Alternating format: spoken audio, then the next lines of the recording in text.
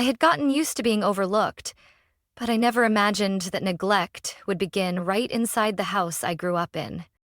My name is Ava Miller, 33 years old, raised in the northern suburbs of Des Moines, Iowa, where white picket fences and the scent of baked goods in the morning could fool anyone into thinking every family here was filled with love.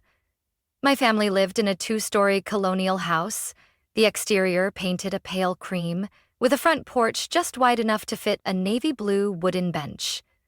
From the outside, we looked peaceful, but behind that wooden door, favoritism was the unspoken law, and I, the middle child, was just a nameless shadow in a contest I was never invited to join. I was born 3 years after Ryan and 4 years before Emily. Ryan, the eldest, the firstborn son, was dubbed the miracle boy. My mother often retold the story of her difficult labor with a voice so choked with emotion you'd think she had given birth to a saint. Ryan milked that for all it was worth. Any time he messed up, a shrug or a few tears would erase the whole thing.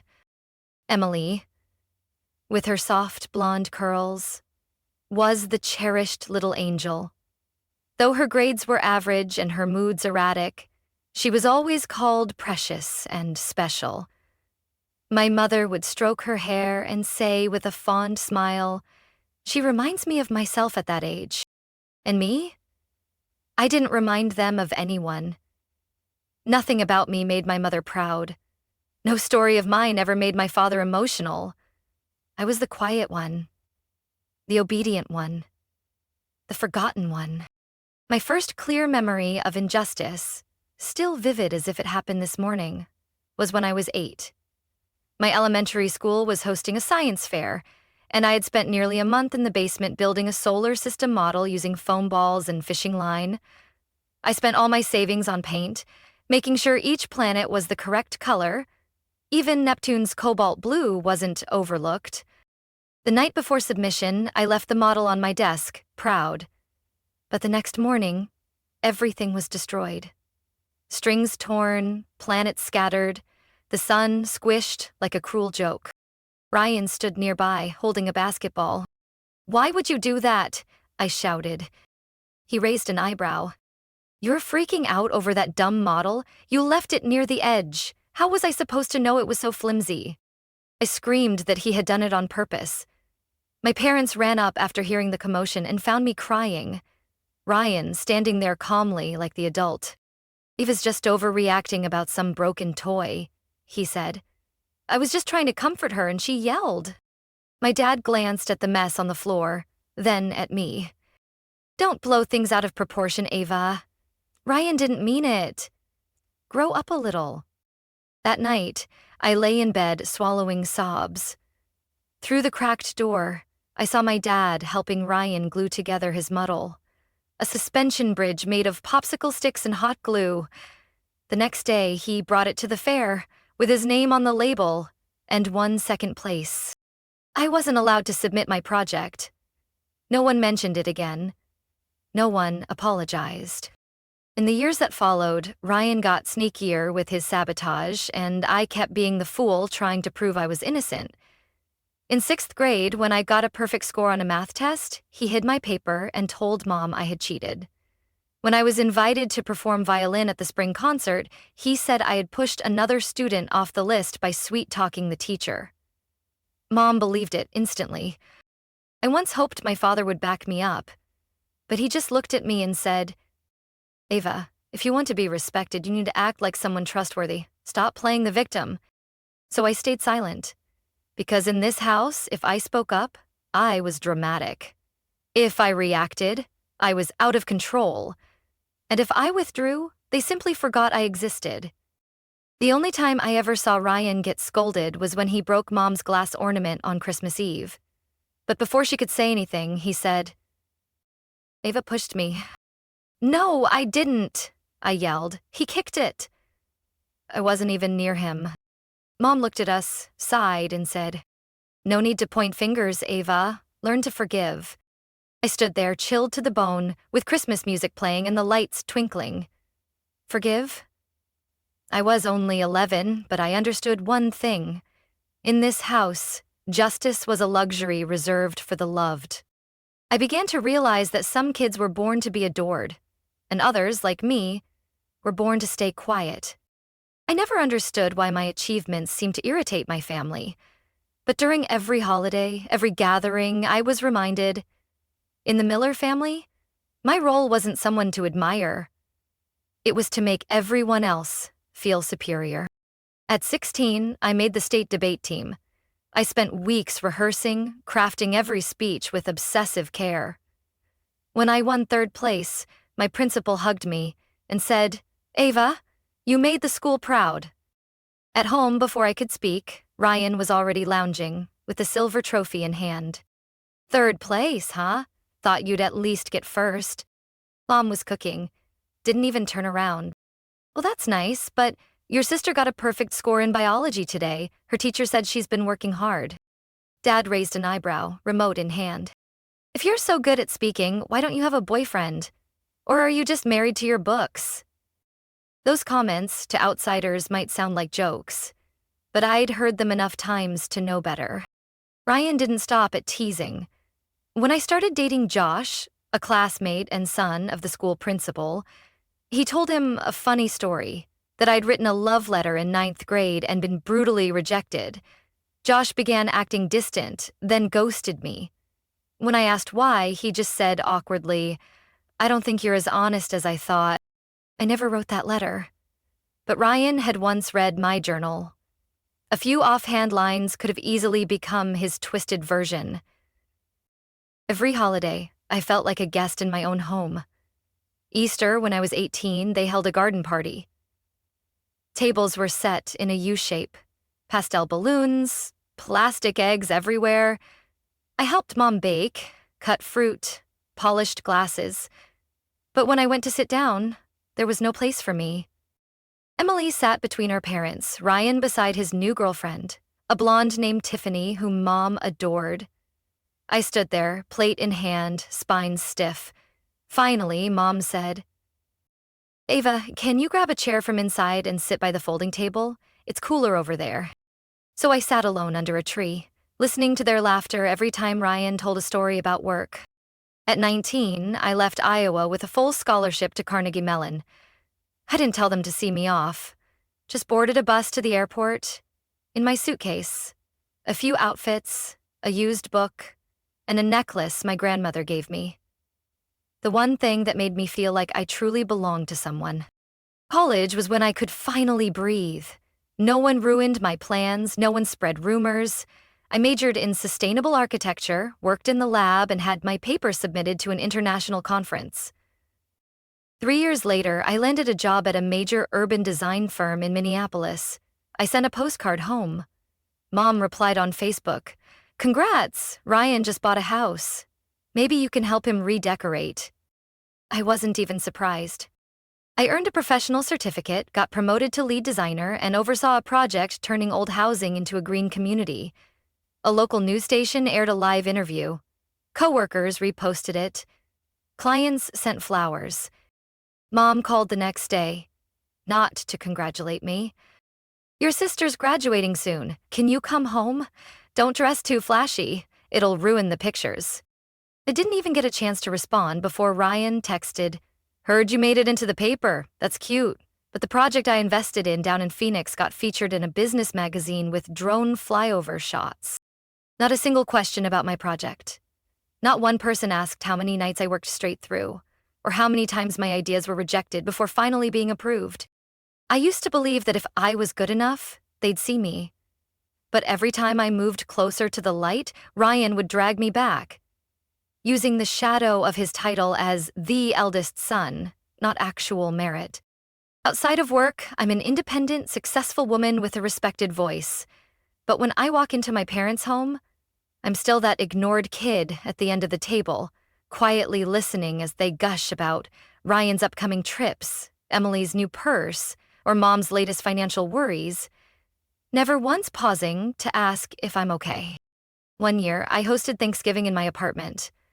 I set the table for 8, invited everyone. They all said they'd come. That afternoon, I got a text. "Ryan changed his mind and wants to host at Mom and Dad's. Emily's already here, so we're eating here instead. Don't be upset. We'll do another time. My dinner table was fully set that night, everything in place except the people who once called me family. I sat alone, staring at the uncarved turkey and untouched wine glass, and realized something. It wasn't that they couldn't treat me with kindness. They simply chose not to.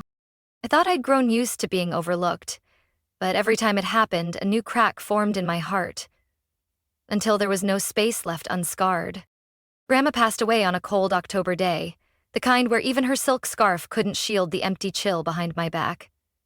Her name was Lillian Rose, but I always called her Granny Lily.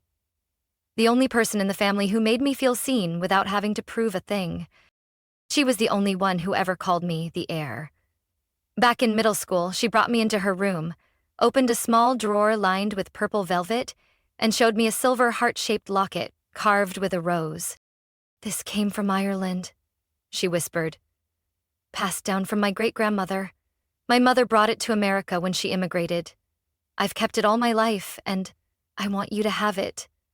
Not because you're the most successful, but because you've held on to our values." I didn't ask why she wasn't giving it to Ryan or Emily. In her eyes, I saw what I'd never seen in my parents: unconditional acknowledgement. 3 weeks after the funeral, they held a small memorial dinner at Aunt Megan's house, Mom's sister. I sat at the far end of the table, surrounded by half-hearted toasts and scattered small talk. Aunt Megan glanced at me and said softly, "Ava, you haven't said a word. Alicia really misses Grandma too." I turned and caught Alicia's strange gaze, my cousin, Megan's only daughter. She wore a plum-colored turtleneck dress, her hair tied neatly up. But what hit me like a slap was the necklace around her neck. That necklace, silver and gleaming, heart-shaped with a scratch on the upper right corner, the exact dent I remembered from childhood. I set my fork down like it burned me, forcing my voice to stay steady. "Alicia, that necklace..." She blinked. "Oh, this? Grandma's. She gave it to me before she passed. Said I had her sense of style when she was younger." I looked at Mom. She was flipping bread in the toaster oven, pretending not to hear. Dad poured more wine and muttered, "Let's not bring up heirlooms during dinner. Whoever has something, keep it. Let's not make a fuss." My fists clenched beneath the table, my eyes burning. Granny never said anything about giving it to Alicia. I'd seen her handwritten note in the leather-bound book where she recorded birthdays and favorite foods, clearly stating the necklace was meant for me. But the moment I spoke up, they looked at me like I was a greedy child, not someone grieving the last person who truly loved her. "You're just sensitive because you miss her," Mom said afterward while rinsing dishes. "Think of it as a shared memory. We're all hurting, including you, but don't make it a thing." I tried to speak, but she told me. "Did she? Or are you just imagining?" Mom cut me off. "Maybe you're just jealous that Alyssa got mentioned more." Alicia was never close to Grandma. She loved parties, posting glam shots, never stayed at the hospital, never helped with any of Grandma's transfers, but she was Megan's daughter, and Megan was the one Mom always tried to impress. Alicia was pretty, charismatic, and never made the family uncomfortable the way I did. I flew back to Minneapolis feeling like someone had severed the last thread tying me to blood. 2 months later, I received an email from the family lawyer. The original will from Grandma had never reached me. Meanwhile, a final version, apparently submitted by Ryan, was filed just 2 days after the funeral. I called the office directly, the secretary confirmed. There was an older will, but the family chose to go by the newer version Ryan submitted. "You're not listed to receive anything." Grandma never wrote a new will. She'd suffered a stroke the year before and had barely regained motor skills. I used to help her fill out prescriptions because her hands shook so badly. What exactly did Ryan send? I searched my old emails and found a photo of Grandma's notebook page, the one stating, "Silver locket with rose engraving, to be given to Ava." I took screenshots, backed everything up, and printed it out. I even had a photo of her putting the necklace around my neck at my 14th birthday. We were both smiling. I didn't plan to sue. Not because I was weak, but because I finally understood. They didn't want justice. They wanted silence. And silence is how they bury truths that make them uncomfortable. That necklace wasn't something I needed to reclaim through a court ruling. It was a reminder that I had once been loved. Not for grades, not for status, but simply for being myself. As for Alicia, I had no desire to argue, because anything taken through deceit will eventually unravel when met with truth. I quietly prepared something else, a Christmas gift for Ryan. Wrapped in silver paper printed with snowflakes, tied with a navy blue ribbon, the color of the eyes he's always been proud of.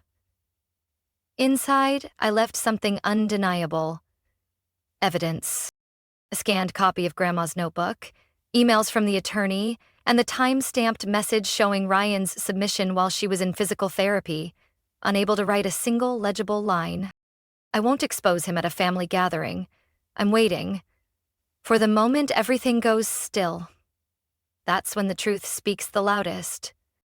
My condo sits on the 16th floor, right at the corner of Riverside Avenue, overlooking the glittering lights on Cedar Lake. I chose it not just for the open layout or natural light, but for the quiet. No voices breaking the air with passive jabs or smug laughter. I hand-picked every piece of furniture. A smoky blue sofa, raw oak table, floor-to-ceiling bookshelves that line the hallway.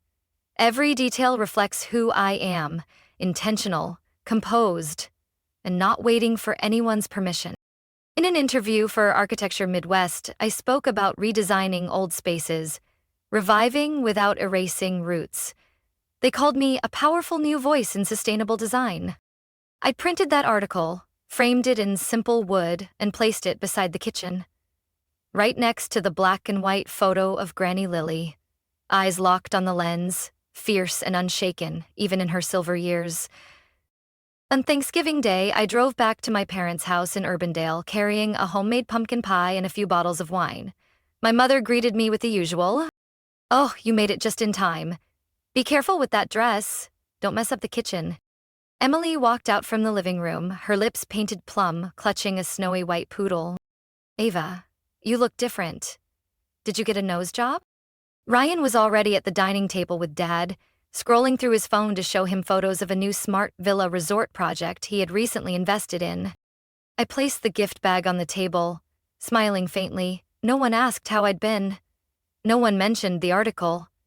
Not a word about my new apartment, even though I had shared pictures in the family group chat.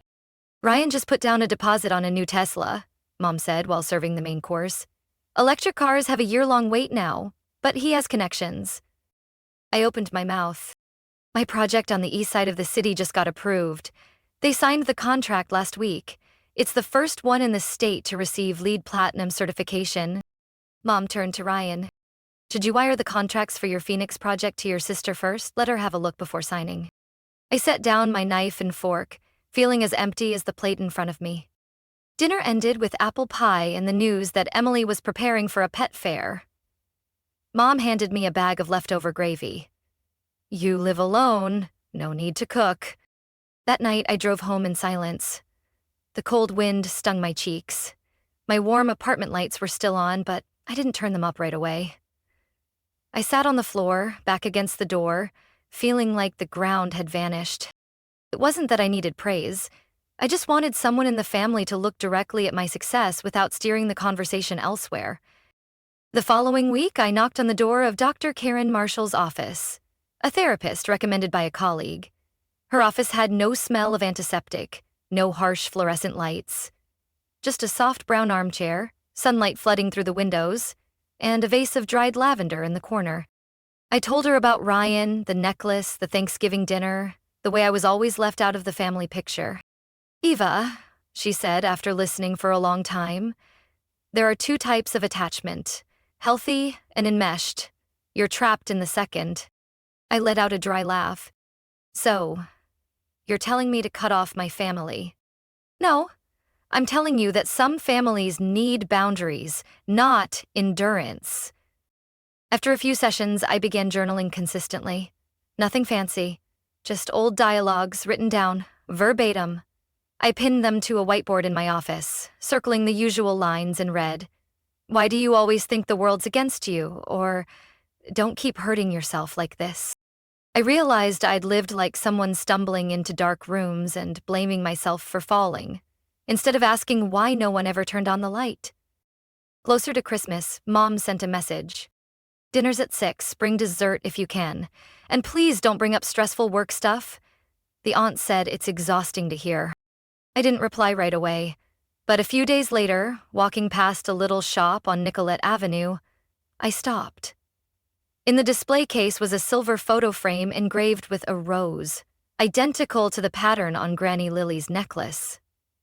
I stepped inside and bought two, one for her photo, one to frame the snapshot of her handwriting, the note promising that necklace to me. That evening, I wrapped both frames in ivory floral paper, tied with a green ribbon. I also wrapped something else. A box of documents I had compiled over weeks. Emails, Granny's handwritten notes, the scanned message Ryan sent to the lawyer with a forged signature. Inside, I placed a handwritten note. This is the final gift. Not to accuse, but to offer. For anyone willing to see it. Truth will always have a place in this house, if you have the courage to look. I placed the box under my parents' Christmas tree on the afternoon of December 24th. No one asked who it was from. No one noticed I added an extra chair at the end of the dining table. I didn't demand to sit in the center. I pulled my own chair and didn't lower my voice when I spoke. Because no one can force me to keep enduring, now that I've learned to choose my own voice. I arrived exactly at 3 o'clock, just like Mom's message had said. Don't come too early and don't be late. Everyone will be here at 3. Standing in front of the house I grew up in, my feet hesitated. The wooden door was still painted reddish-brown with a wreath of pine, a pale gold ribbon, and 3 small bells. Most of the snow had melted from last week's odd sunshine, but the air still bit through my coat. I adjusted my jacket, popped the trunk, and lifted the silver-wrapped gift box with its dark green ribbon. In my other hand, I carried a warm apple pie. Granny Lily's recipe. The basket held 4 carefully chosen gifts. For Mom, Dad, Emily, and Ryan. Each one labeled by hand, just the way Mom liked it. Thoughtful. As I stepped inside, still wearing my scarf, Mom peeked out from the kitchen. Ava, you're here. Watch your shoes. Mud. No greeting, no warmth. Just a weather report in human form. I nodded and stepped into the living room. The smell of roast and cinnamon filled the air. Silent Night played softly from a speaker in the corner. Dad chatted with Aunt Megan and Uncle Alan while Ryan stood by the fireplace, laughing loudly with his wife Andrea. Ava's here, Mom said, her voice no louder than the boiling kettle. A few glances, a few weak smiles. Emily sat near the tree, tapping on her phone. Around her neck was the necklace. Still that same one. I placed the pie and gifts on the side table. No one offered to hang up my coat. I did it myself. No one asked about my drive. I didn't wait.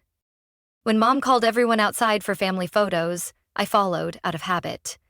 They lined up in 2 rows by the sliding wood doors, warm yellow lights casting soft glows on their faces.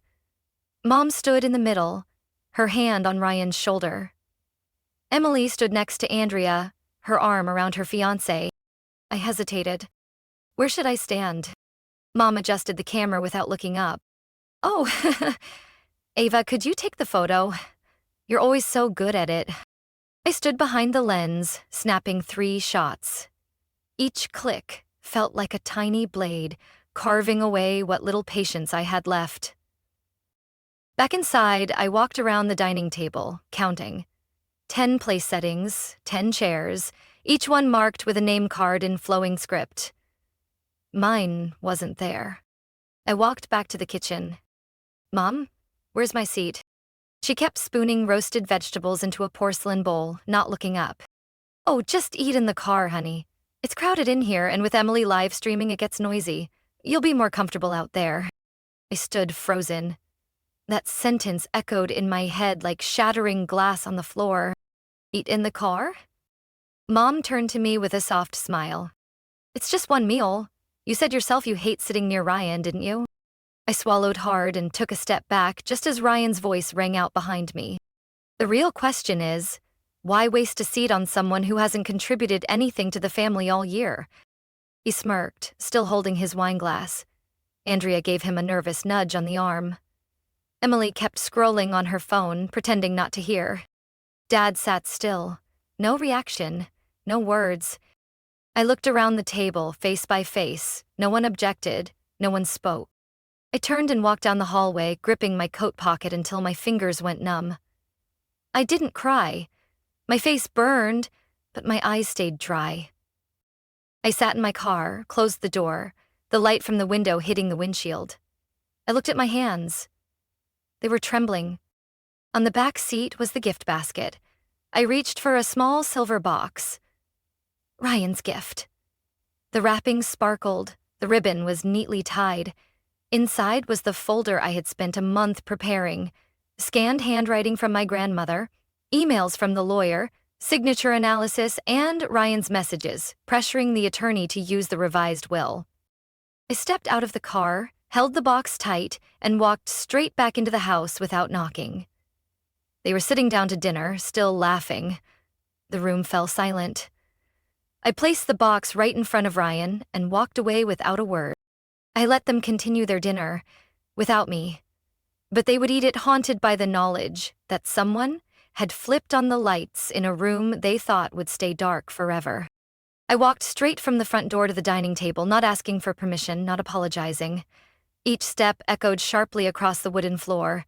Every eye turned toward me, like I was a ghost returning to ruin their perfectly curated illusion. The air froze. Andrea set her fork down. Porcelain clinked on porcelain. Emily shifted in her seat. Ryan remained seated, his expression torn between confusion and irritation. I stopped behind him. In my hand was the silver-wrapped box, refined and elegant. The ribbon was tied just the way Mom taught me as a child. Crisscrossed bows, perfectly folded edges. "Ryan." He looked up, that mocking grin flickering before disappearing. "What now? You forget your keys in the car?" I placed the gift in front of him. "I brought you something special." Mom stood abruptly, her tone sharp. "Ava, if you're planning to ruin this dinner, don't. I won't allow it. We're having a meal. I don't need permission. I'm just returning what belongs to the truth." I turned to Dad. "You once said, justice has no place at a family dinner. Maybe you're right. But sometimes the dinner table reveals exactly who's been left starving." Ryan set his wine glass down, his gaze turned wary. "What are you doing?" "Just open it," I said, voice steady, neither loud nor shaky. He untied the ribbon, peeled off the silver wrapping. Inside was the laminated, page-numbered file. On top, a photo of my grandmother's handwritten note. Soft, firm strokes. "The heirloom silver necklace goes to Ava." Next came an email from the lawyer confirming the original will had been replaced by a new version submitted by Ryan after the funeral. Then a side-by-side comparison of signatures, one from 2019, the other submitted after she could no longer write her own name. Further down, Ryan's messages to the lawyer urging him to avoid causing a scene and handle it privately to prevent media trouble. The final page was a photo, Granny Lily fastening the necklace around my neck on my 14th birthday. A photo I'd never shown anyone. Silence. This means nothing," Ryan stammered. "You're making this up. Then why did you hide it for 3 years?" Andrea looked at him, then at me. "What are these documents? Why have I never heard about this?" I didn't look at her. I stared at the man who appointed himself gatekeeper of the family narrative. "Maybe you should ask your husband. I'm just the one collecting the truth they buried. Emily leaned on the table. Ava, this isn't about a necklace. Don't you dare make it about the necklace, I cut her off. This isn't about objects. This is about how many more years I have to wait to be heard without being interrupted, twisted, or told to go eat in the car. Dad took a sip of wine, staring blankly out the window. Mom stood still, napkin clenched in both hands. I looked each of them in the eye. This is the last gift I'm bringing. Not to reconcile, not to apologize, but to close the chapter. I turned to Ryan and pointed at the documents he hadn't yet hidden. I'm done arguing. I don't need a seat at this table if the price is silence. I spent 33 years hoping to be seen. I've seen enough now. I pulled a small handwritten note from my coat pocket and set it gently in front of him. Read it. He hesitated. The room waited. Finally, I read it for him. I release you from the burden of pretending to care. And I release myself from trying to earn recognition from someone who never truly saw me as part of this family. I glanced around one last time. Alicia's face had gone pale. She had taken off the necklace at some point. I hadn't even noticed when.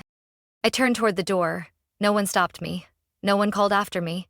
Only the soft, awkward clinking of silverware remained. At the hallway, I looked back just slightly, voice calm, quiet enough not to argue, loud enough to hear. Food may go cold, memories may fade, but the truth always leaves an aftertaste. I closed the door behind me, gently, as if I had never opened it. That Christmas Eve, there was no snow, only a thin fog. But I had never seen the road ahead so clearly. 3 days after Christmas, just before 8 a.m., I got a call from an unfamiliar number. The screen read, Rachel Parker. I hesitated for a few seconds before answering. Her voice was raspy and slow, like someone who hadn't slept in days. Ava, it's me, Rachel. I need to ask. That folder you gave him, was all of it real? I stood still in the kitchen, holding a cup of coffee that was quickly losing its heat. Everything in there is backed up. Do you need the originals? Rachel let out a long breath. No, I just needed to hear you confirm it. I read everything. Silence settled between us. He told me not to trust you, said you were manipulative, that you staged it all. But Ava, I finished reading, and then I compared it with the emails I had seen before but ignored. The voice recordings, Ryan's voice, those exact words. There's no way they were fake. Her voice cracked near the end, almost trembling. I've been living with a man who built an entire world around himself. I didn't reply. That sentence wasn't meant for me. Rachel ended the call herself, but before she hung up, she said one last thing. I've left the house. I took the kids. I'm not sure I'm divorcing him just yet, but I can't keep pretending nothing happened. That same afternoon, Alicia showed up at my office. No appointment. She stood at the door, holding a black velvet box. The silver necklace was no longer around her neck. I won't come in, she said quietly. I just wanted to return this. It's not mine. I'm sorry I didn't give it back sooner. I opened the box. The necklace lay neatly inside, its muted shine reflecting the warm yellow light. I didn't need her to explain. No judgment was needed. I nodded. Alicia turned to leave, but paused after a single step. Ryan, he told me you didn't love Granny, that you only wanted the necklace because of its value. I believed him. I thought you were just jealous, like everyone said. I looked at her for a long moment. I'll never let someone do that. 2 weeks later, my father texted, asking if I could meet him at a coffee shop near our old neighborhood. I agreed, not because I needed excuses, but because it was time to end something that had never been fully named. He arrived early, his coat still holding a few snowflakes. No smile, no jokes like usual. Just pulled the chair and sat down in silence. After a moment, he finally spoke. I don't have a good enough reason for what I let happen. I didn't react. He continued, I knew Ryan had problems, but I stayed quiet because I didn't want to upset your mother. I thought keeping peace was most important. Now I see fairness matters more. I stared at the table. He exhaled. I'm sorry. For not standing by you. For letting you feel abandoned even when I was still in the house. I didn't say I forgive you. But I didn't walk away either. And in this case, silence might have been a small act of acceptance. Emily sent me a short message on New Year's Eve. Do you have time to talk? I've started therapy. That night made me reflect on how I was raised. Maybe I need to take responsibility for my silence too. I didn't respond right away. But the next morning, I replied with one line. When you're truly ready. I'll still be here. Aunt Megan sent me a handwritten letter 2 weeks later. Ava, I didn't say anything that night. And that's been bothering me. I've followed your mother's lead on everything, big and small. But now I realize that silence is also a form of complicity. If you'll allow it, I'd like to see you. As someone who missed too many years she should have valued. I read the letter quietly, then folded it carefully and placed it in my drawer. I didn't throw it away. I didn't make promises either. My mother? Still the same. She called 3 days after the news about Rachel leaving the house spread through the family. Ava, are you trying to tear this family apart? Christmas is for coming together, not staging dramatic confrontations. I hung up, mid-sentence. Then came the text messages. Are you done with your little show? Ryan told me it's all just a misunderstanding, but you keep pushing people into corners. You isolate yourself and then blame everyone else. You've always been like this. Not long after, her tone shifted. I just want things to go back to how they were. Family is family. Can't we just move on? I didn't reply. Everything had been said. This silence was intentional. Not surrender, but a refusal to step back into the same old cycle, where apologies never came with change. In the middle of winter, my apartment stayed warm, lit by soft morning sunlight. The silver necklace hung beside a framed photo of Granny Lily, not as a trophy, but as a quiet reminder. Whenever light hit the necklace, I thought of this. Some things take a lifetime to reclaim, but once they're yours, no one can take them away. I repainted the apartment walls from pale gray to olive green, bold, grounded, and not easily dimmed by light or criticism. I removed the family portraits and replaced them with black and white photos of the projects I had designed. Not to show off, but to remind myself. I've built things no one can steal. The apartment became a true home by spring, when I brought home a small cactus for the kitchen windowsill. It didn't need much water, yet it lived, thrived, even when the environment was harsh.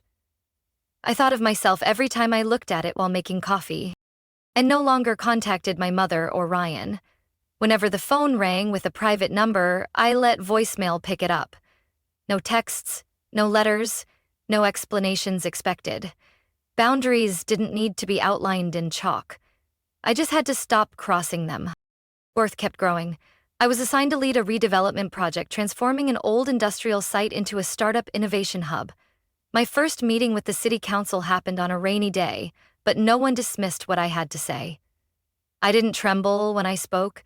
I didn't second-guess my words or fear being interrupted. My voice held steady. Every word carried weight. I also started letting new people into my life.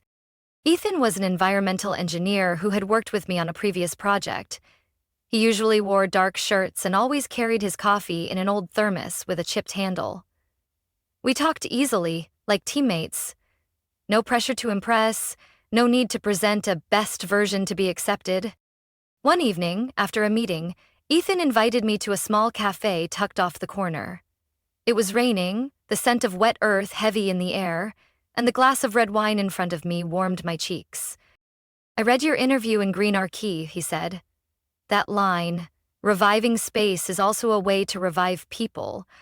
It really stuck with me. I turned to him, surprised he had remembered it word for word. Ethan wasn't trying to flatter. His voice sounded like he was stating something true, effortlessly. I laughed, not the polite laugh I used to force during family dinners where every word was under scrutiny. This time, I laughed because I felt light. We kept seeing each other. No grand promises, just presence when it mattered. Ethan never asked about my family. He didn't need a reason to respect me. Something I had never fully received from those I shared blood with. Old friends, the ones I had pulled away from out of fear of comparison or judgment, started coming back into my life. Clara, my colleague from my very first design job, visited one weekend, bringing homemade scones and a small lavender plant in a clay pot. We talked about everything but work. We laughed a lot. Sometimes we sat in silence. No one had to pretend. I made a small group in my phone contacts called Real Ones.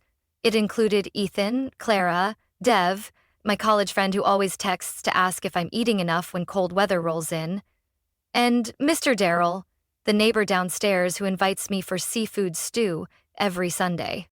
I no longer feel the need to please anyone just to stay in half-hearted relationships. No one in this group asks me what a daughter should be. No one brings up my mother's name like some unfinished sentence I'm supposed to complete. I didn't throw a big Thanksgiving. I just cooked a small meal for 6. Each person brought a dish, a story, and something no one laughed at. When Clara raised her glass, no one interrupted. When Dev shared his first failed startup, no one judged. Ethan rested his hand on the back of my chair. Not too close, just enough for me to know someone was there. I no longer dream of some big holiday table where every family member loves each other completely like in movies. That dream is old now. These days, I look around the small table in my apartment where everyone is heard, and each one brings something honest, and I know I'm not missing a family. I've chosen one.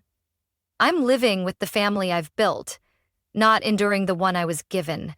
One night, I woke up to rain pounding the window and stepped out onto the balcony.